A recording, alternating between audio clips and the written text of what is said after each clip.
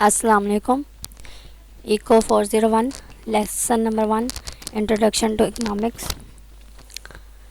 आपके lesson number 1 में जो टॉपिक्स आपने कवर करने हैं या पढ़ने हैं वो हैं डेफिनेशन इकनॉमिक्स की है, ब्रांचेस इकनॉमिक्स की आप लोग कवर करेंगे, फैक्टर्स ऑफ प्रोडक्शन हैं और इकनॉमिक सिस्टम है, मतलब आपके कंट्री में या बाकी ओवरऑल कंट्रीज़ में कौन सा इकनॉमिक सिस्टम चल रहा है वो आप लोगों ने पढ़ना है।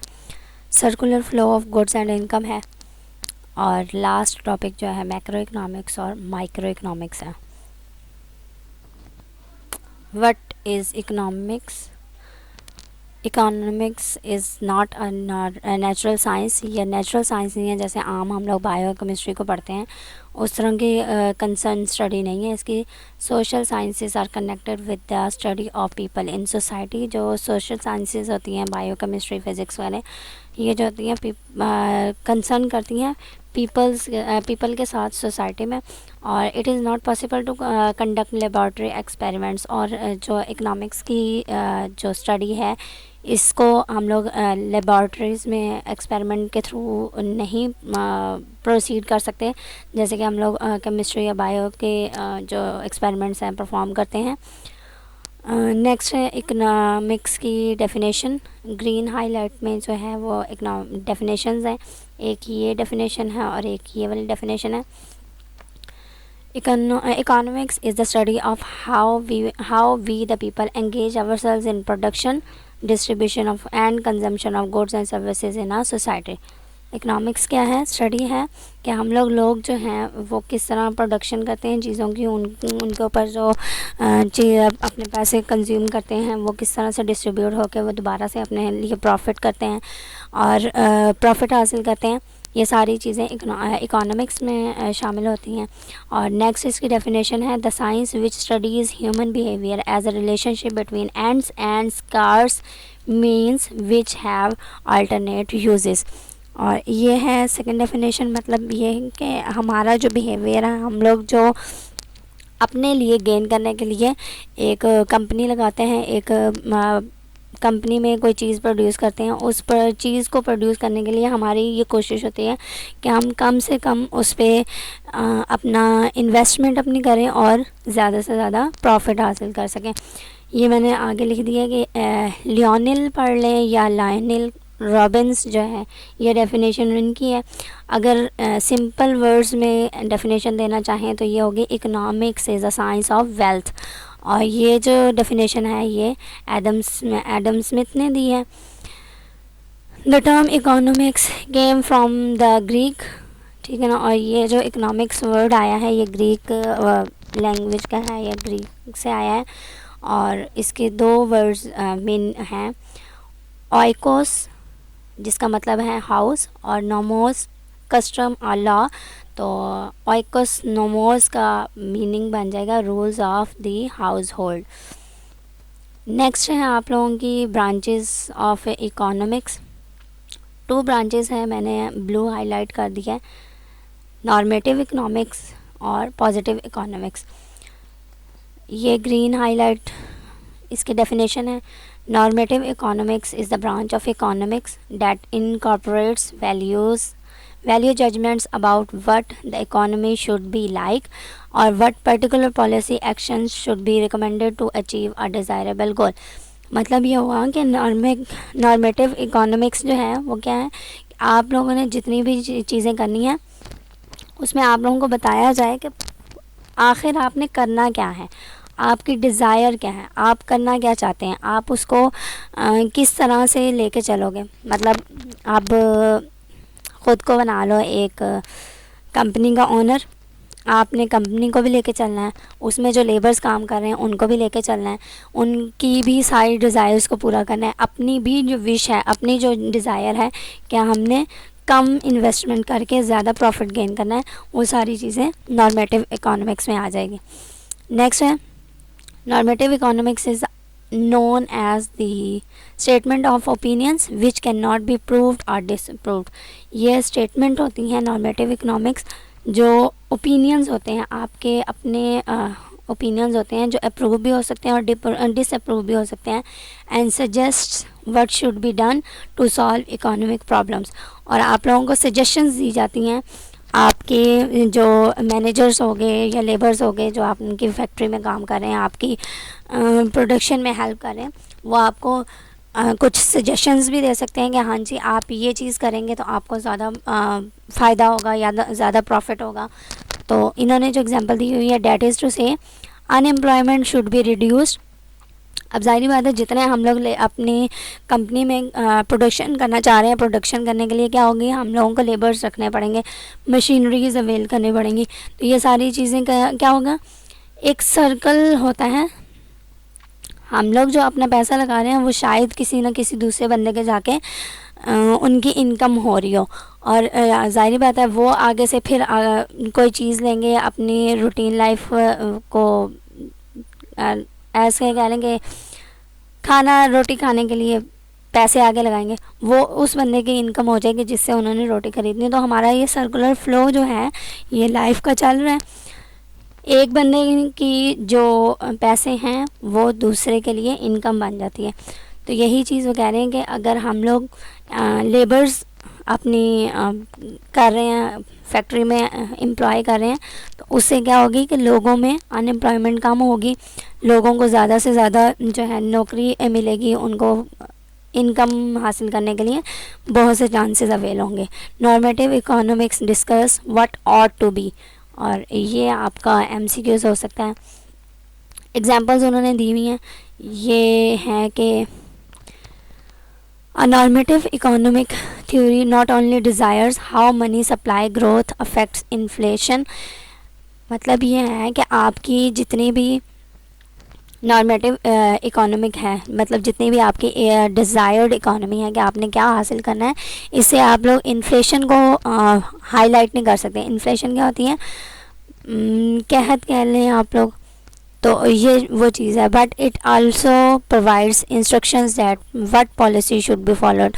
तो सारी बात है जब कहत होगा तो वो क्या, उसको किस तरह से आप लोगों ने अवेल करना है, उसको उससे किस तरह लड़ना है, ये सारी चीज़ें आपको नॉर्मेटिव इकोनॉमिक्स में बताई जाती है। A normative economic theory not only describes how interest rate affects inflation but it also provides guidance that what policy should be followed। ये आपको ये भी बताता है कि आप कौन सी पॉलिसी फॉलो करेंगे, कौन सी पॉलिसी को लेके चलेंगे तो आपकी जो कंपनी है उसको ज़्यादा बेनिफिट होगा। कौन सी पॉलिसी आप लेंगे, आप उस पॉलिसी को फॉलो करेंगे तो आपके कंपनी को नुकसान होगा। पॉजिटिव इकोनॉमिक्स, ये इसकी डेफिनेशन है। Positive economics bye contrast is the analysis of facts and behaviour in the economy और द वे थिंग्स आर। मतलब पॉजिटिव इकोनॉमिक्स वो है जो फैक्ट्स होते हैं, जो आप ऑब्जर्व कर रहे होते हैं चीज़ों को, अपनी फैक्ट्री में भी कर सकते हैं, आप ओवरऑल अपने एरिया में, अपने सराउंडिंग्स में, अपने विलेज में, अपने कंट्री में, जिसमें भी आपका जो ऑब्जर्व्ड इकोनॉमी होती है वो पॉजिटिव इकोनॉमी में आ जाती है। Which concern how an economy works, और इसमें क्या होता है कि आपको पता चलता है कि आपकी जो इकोनॉमी है या इकोनॉमी है वो किस तरह काम कर रही है। Unemployment is increasing in our economy, क्या हमारी जो इकोनॉमी है उसमें अनएम्प्लॉयमेंट ज़्यादा है, लोगों को काम नहीं दिया जा रहा। और unemployment is increasing in our economy को आप लोग बहुत अच्छे से महसूस भी कर सकते हैं, उस पे बात को समझ भी सकते हैं। अपने पाकिस्तान का हाल यही है कि बेरोज़गारी जो है वो ज़्यादा है, लोगों को काम कम दिया जा रहा है, जो गरीब हैं वो गरीब तर होते जा रहे हैं और जो अमीर हैं वो अमीर तर होते जा रहे हैं। तो positive economics is sometimes defined as the economics of what is. ऊपर जो नॉर्मेटिव इकोनॉमी था व्हाट ऑट टू बी, मतलब क्या होना चाहिए, हमारी इकोनॉमी को कैसा होना चाहिए। और पॉजिटिव इकोनॉमिक्स है कि हमारी इकोनॉमी है कैसे, हम लोग कैसे काम कर रहे हैं, हम लोग उसको कैसे चला रहे हैं, उसमें क्या होना चाहिए। अच्छा जी, ये कुछ हाईलाइट किया। वी द पीपल, हम लोग हैं, includes firms, house holds and the government. और लोग जो होते हैं वो कहाँ कहाँ पर होते हैं, फर्म्स में होते हैं, जो आपकी कंपनीज चला रहे होते हैं, हाउस होल्ड्स होते हैं, और गवर्नमेंट में भी लोग होते हैं। Goods are the things which are produce to be sold. Goods क्या होती हैं, ये डेफिनेशन आपकी आ सकती है। तो गुड्स क्या है, वो चीज़ें जो बनाई जाती हैं बेचने के लिए। और services involve doing something for the customers but not producing goods. और सर्विसेज क्या है, जो लेबर्स वगैरह होते हैं वो काम करते हैं, वो सारी आपके सर्विसेज हो जाएंगे। और resources are also called input or factors of production. हाँ जी, ये बात है, जो रिसोर्सेज हैं उनको हम लोग इनपुट भी कह सकते हैं या इनपुट ऑफ प्रोडक्शन या फैक्टर्स ऑफ प्रोडक्शन, दोनों बात एक ही। फैक्टर्स ऑफ प्रोडक्शन क्या होती हैं, जिससे आपने एक फर्म में काम करना है, फर्म में काम करने के लिए जो जो चीज़ें आपको रिक्वायर होती हैं, जो जो चीज़ें आपको चाहिए होती हैं, वो फैक्टर्स ऑफ प्रोडक्शन है।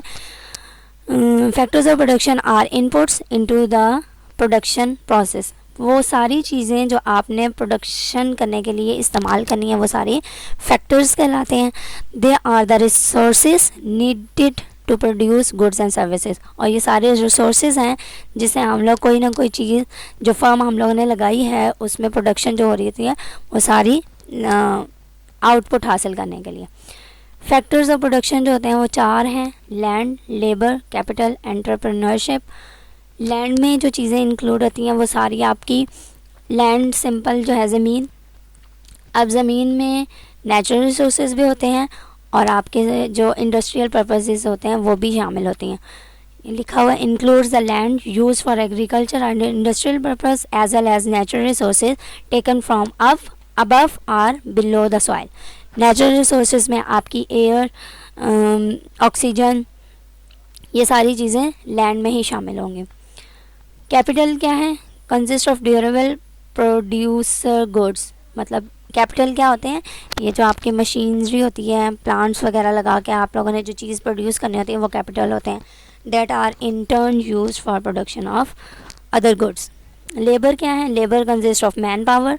आपके जो लेबर्स होते हैं वो मैन पावर जो यूज़ करके आपकी प्रोडक्शन को इंक्रीज़ करते हैं, आपकी प्रोडक्शन प्रोसेस को चलाते हैं, वो सारे लेबर्स होते हैं। या सिंपल कह लें जो काम करने वाले लोग होते हैं। Entrepreneurship includes the managerial abilities that a person brings to the organisation. और ये मैनेजर्स होते हैं जो एंटरप्रेन्योरशिप में आते हैं, और इन्होंने ही आपके लैंड, लेबर और कैपिटल को सुपरवाइज़ करना होता है, उसको चलाना होता है। और इकोनॉमिक सिस्टम आप लोगों का कैसा है, उनकी there are different types of economic system prevailing in the world. आपके जो होल वर्ल्ड है, पूरी दुनिया है, उसमें इकोनॉमिक सिस्टम डिफरेंट हो रहा है। एक फर्स्ट टाइप है डिक्टेटरशिप, सेकंड टाइप है कमांड और प्लान्ड इकोनॉमी, थर्ड है free market capitalistic economy, fourth Islamic economic system, और फिफ्थ है पाकिस्तान केस में जो हो रहा है आपके a mix economy. First dictatorship है। Dictatorship is a system in which economic decisions are taken by the dictator which may be an individual or a group of selected people. मतलब अब यह है कि डिक्टेटर आपको सारी चीज़ें बताएगा कि आपने अपनी फर्म को जो चला रहे हैं उसमें जो प्रोडक्शन करनी है वो कितनी करनी है, कैसे करनी है, कितने लेबर लगाने हैं, कितने आपने कैपिटल यूज़ करने हैं, कितनी मशीनरी, मतलब कैपिटल्स मतलब मशीनरी यूज़ करनी है। ये आपका एमसीक्यूज़ है। कमांड या प्लान इकोनॉमी, प्लान से पता चल रहा है कि वो काम जो आपने प्लान करके करना है। A command or plan economy is a mode of economic organization in which the key economic functions for what, whom, how to produce are principally determined by government directive। मतलब आपको गवर्नमेंट बताती है कि आपने क्या प्रोड्यूस करना है, कितना प्रोड्यूस करना है, क्यों प्रोड्यूस करना है, कहाँ प्रोड्यूस करना है। ये प्रोड्यूस मतलब अपनी जो प्रोडक्शन है, कोई भी फॉर्म लगाने के लिए जो चीज़ आप बनानी है वो कितनी बनानी है, क्यों बनानी है, कैसे बनानी है, कहाँ पर बनानी है, ये सारी चीज़ें प्लान्ड इकोनॉमी में आपको गवर्नमेंट जो है बताती है सारा काम।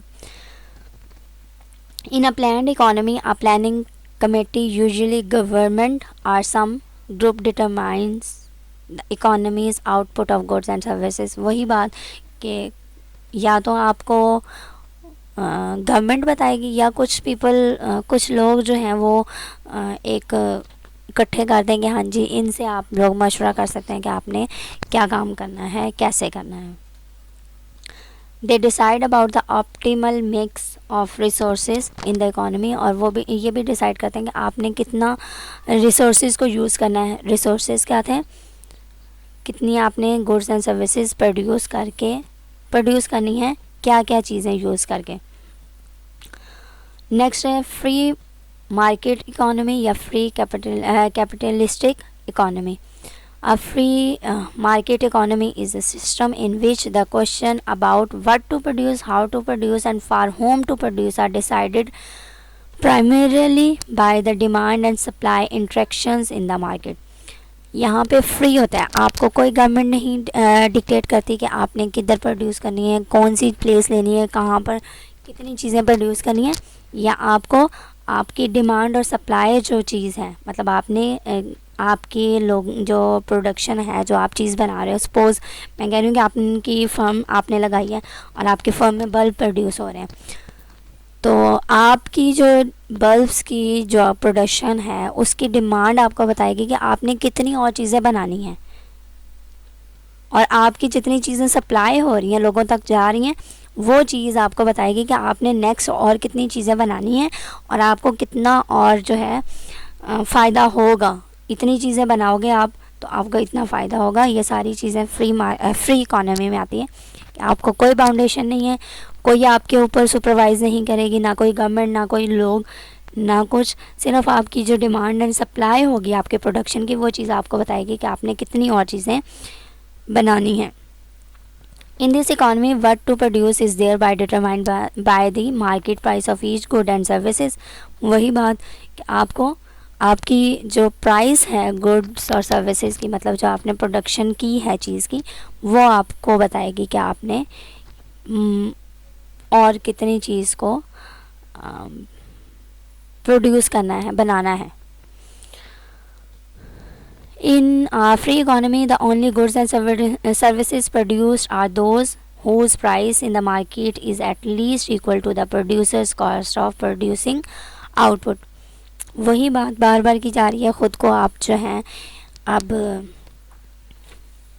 एक जो है फर्म के ओनर बना लें और अब देख लें कि आपने जो चीज़ प्रोड्यूस की है उसको प्रोड्यूस कर रहे हैं, तो आपको प्रॉफिट लेना. प्रॉफिट कब होगा, जितनी आपने इन्वेस्टमेंट की है, आपकी मशीनरी लगाने में पैसे लगे हैं, आप लेबर्स को जितनी वेजेस उनकी दे रही हैं, तो वो सारी चीज़ें आप कैलकुलेट करोगे. आपको सारी चीज़ें करने के बाद जितना प्रॉफिट होगा, वो चीज़ आपकी प्राइस जो है वो एटलीस्ट कम से कम उतनी होनी चाहिए जितनी आपने प्रोड्यूस करके आपने कॉस्ट खर्च की है. When a price greater than the cost of producing that goods or services prevails, producers are induced to increase the production.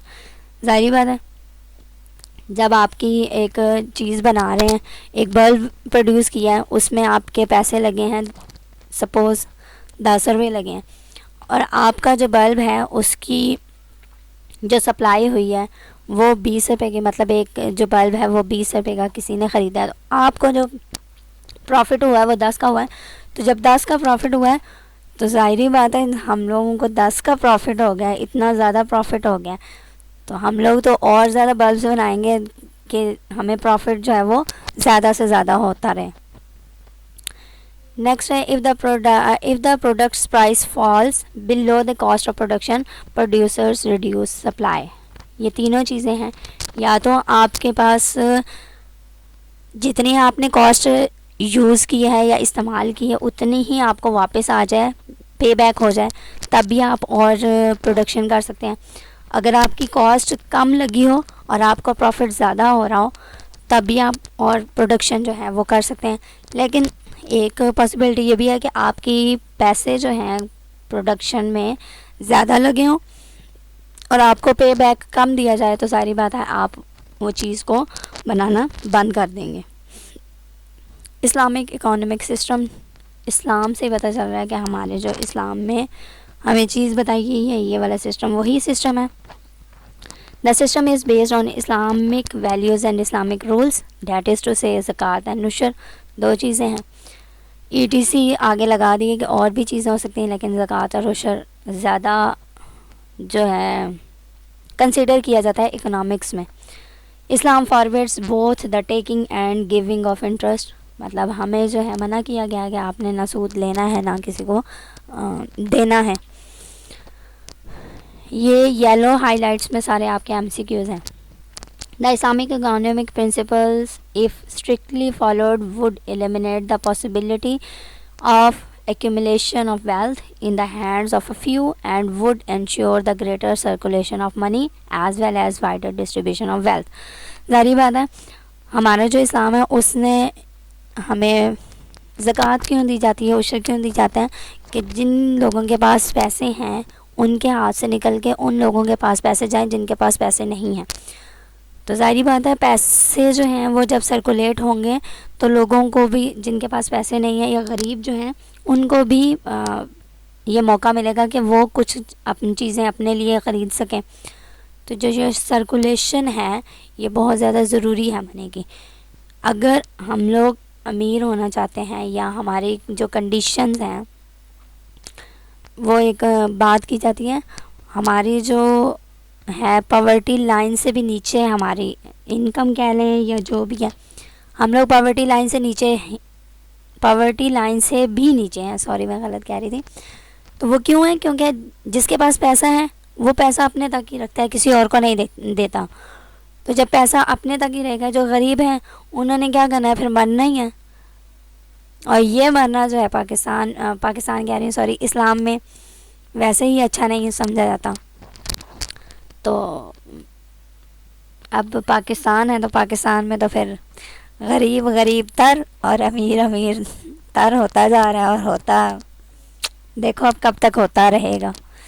अच्छा जी, broadly speaking these principles are ज़कात आर कंपल्सरी एलम्स गिवन, ज़कात जो है वो हम लोगों ने लाजमी देनी होती है, गरीबों को कह लें, यतीमों को कह दें या जिसको भी, मतलब अब ये नहीं है कि हम लोग अमीर हैं तो हम लोगों ने अमीरों को देनी है।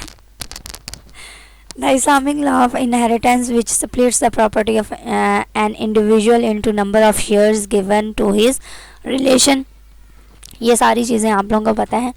और थर्ड है the forbidden of interest which checks accumulation of wealth and this strikes at the root of capitalism, mixed economy in Pakistan there is mix economy system. Mix economy system क्या होता है, मतलब ये है कि आपकी रिसोर्सेज जो हैं, जो आपने चीज़ प्रोड्यूस करनी है वो गवर्नड होती हैं दोनों से, by government and by individual. Mix economy है, मतलब कुछ चीज़ें जो हैं वो गवर्नमेंट आपको बताएंगे और कुछ आपने ख़ुद से उसमें इंडल्ज होके उसको चीज़ को देख के काम करना। Some resources are in the hand of government and some are in the hand of public. Public क्या है कि पब्लिक जितनी आपसे डिमांड कर रही है, जितनी आपकी चीज़ के साथ डिमांड कर रही है, वो ऊपर आप लोगों को मैंने जो कहा था फ्री इकोनॉमी जो है वो चीज़। पाकिस्तान इकोनॉमी दस consist of the characteristic of both planned economy and free market economy, मतलब आपकी जो प्लान्ड इकोनॉमी है और फ्री मार्केट इकोनॉमी है वो दोनों उसके करेक्टरिस्टिक्स कंसिस्ट होते हैं मिक्स इकोनॉमी में। People are free to make their decisions, और लोग जो हैं वो फ्री होते हैं अपने डिसीजन खुद करने के लिए कि उन्होंने क्या चीज़ प्रोड्यूस करनी है और क्यों प्रोड्यूस करनी है। They can make their properties, government controls the defence. और गुड्स एंड सर्विसेज, अगर एक वर्ड में आप कहना चाहो तो कमोडिटीज़ वर्ड यूज़ होता है, ये आपका MCQs में आ सकता है। Circular flow of goods and income, circular flow of goods and income जो है ये बहुत ज़्यादा इम्पॉर्टेंट है आपकी इकोनॉमिक्स में। शायद मैंने ऊपर भी थोड़ा सा टच किया है इस बात को, दोबारा से देख लेते हैं. There are two sectors in the circular flow of goods and services. दो जो हैं सेक्टर्स हैं वो कैसे हैं. One is household sector and the other is the business sector which includes firm. Household sector क्या होगा कि आपके जो घर में अखराजात हैं या आपने जितनी सेविंग करनी है वो सेक्टर आपकी गुड्स एंड सर्विसेज और इनकम के फ़्लो चार्ट में बेस करती है. और दूसरा है बिज़नेस सेक्टर कि आपने बिज़नेस करने में कितनी चीज़ें आपने इस्तेमाल करनी है और कितना पैसा आपके पास मौजूद रहेगा. House hold demands goods and services, firm supply goods and services. House holds जो होती हैं वो डिमांड करती हैं goods and services. House holds क्या है कि आपके अखराजात कितने हैं, आप घर में कितनी चीज़ अवेल कर रहे हो, मतलब राशन जो होता है.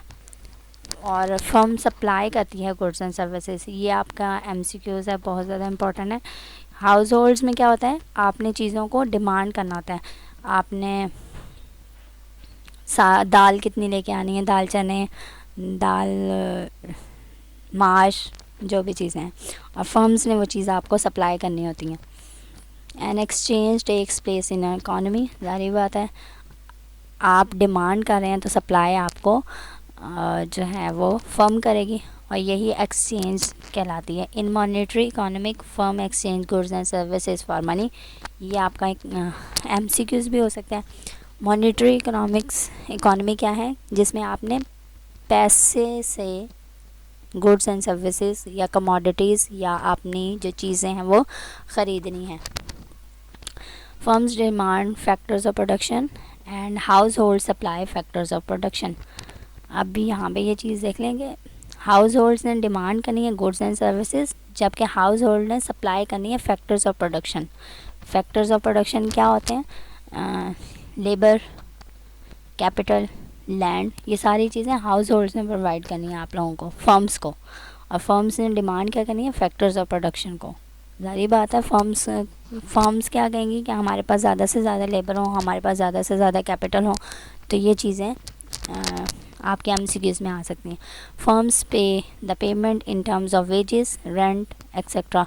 वेजेस किसको दी जाती हैं, लेबर्स को, उनकी तनख्वाहें जो होते हैं, और रेंट जो है वो आपने लैंड के देना होता है, किराया वगैरह.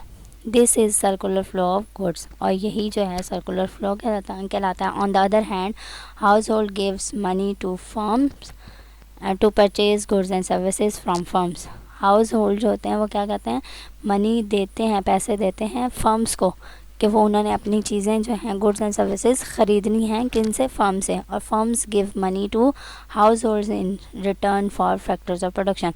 और जो फर्म्स हैं, जो प्रोड्यूसर्स हैं, जिन्होंने फर्म्स लगानी है, जिन्होंने कारखाने या फैक्ट्रियाँ लगानी है, वो क्या करते हैं, हाउस होल्ड्स को पैसे वापस करते हैं. किस सिलसिले में, या तो उनकी वेजेस के सिलसिले में, या उनको रेंट के तौर पे दे देते हैं, या कैपिटल के तौर पे, जिस तरह भी दे दें. नेक्स्ट है मैक्रो इकोनॉमिक्स और micro economics. Micro means small. तो the branch of economics that studies the part of the economy specially such topics as markets, price, industries, demands and supply. मतलब सिंपली जो स्मॉल लेवल पे आपकी study होगी वो micro economics होगी. It can be thought of as the study of economic trees. ठीक है ना, छोटी छोटी ट्रीज़ हैं. और जब मैक्रो इकोनॉमिक का वर्ड यूज़ होता है तो वो एंटायर इकोनॉमिक फॉरेस्ट के बारे में. अब सिंपल जो है, अगर एक एक दरख्त के बारे में हम लोग जाके पढ़ना स्टार्ट कर दें या देखना शुरू कर दें तो वो माइक्रो होगा, सिंपल स्मॉल लेवल पे. और जब हम लोग पूरे फॉरेस्ट को एज अ होल कहेंगे तो वो मैक्रो हो जाएगा. तो यही चीज़ इन्होंने इकोनॉमिक्स में भी डिफ़ाइन कर दी है. ये ग्रीन में आपकी डेफिनेशन है. Micro economics is a branch of economics that studies how individuals, household and firms make decisions to allocate limited resources typically in market where goods and services are being bought and sold. Individuals हैं, मतलब as a whole नहीं लेना. Individual house hold होगा, एक घर होगा, एक firm होगी, उसने कैसे अपनी रिसोर्सेज को एलोकेट करना है, कैसे उसको यूज़ करना है गुड्स और सर्विसेज को प्रोड्यूस करने के लिए। और मैक्रो इकोनॉमिक्स जो है द ब्रांच ऑफ इकोनॉमिक्स, ये भी आपकी डेफिनेशन है। Macro economics that studies the entire economy, जो पूरी इकोनॉमी को एज अ होल, पूरे वर्ल्ड को कंपेयर करेंगे जब आप, तो वो मैक्रो इकोनॉमिक होगा। Specially such topics are as aggregate production, unemployment, inflation and business cycle. Aggregate मतलब होल जो प्रोडक्शन हो रही है पूरी दुनिया में, आपका वो मैक्रो इकोनॉमिक्स में शामिल हो जाएगा। Macroeconomics involves the sum total of economic activity dealing with the issue of growth, inflation and unemployment, and with national economic policies related to these issues। और ये नीचे आपकी गुड्स एंड सर्विसेज की definition मैंने मेंशन कर दी है। All material things which are used by human beings to satisfy their wants, वो सारी चीज़ें जो ह्यूमन बींग्स यूज़ करते हैं अपनी सेटिस्फेक्शन के लिए, वो गुड्स कहलाती हैं। और सर्विसेज क्या होती हैं? Those actions of individuals which can satisfy other wants, वो सारी सर्विसेज होंगे। मतलब हम लोग जो चीज़ अपने लिए यूज़ कर रहे हैं, पानी, गैस, बिजली, ये सारी चीज़ें हमारे लिए गुड्स हैं। और सर्विसेज क्या हैं? जो लोग हमें प्रोवाइड कर रहे हैं। Thank you. अल्लाह हाफिज़।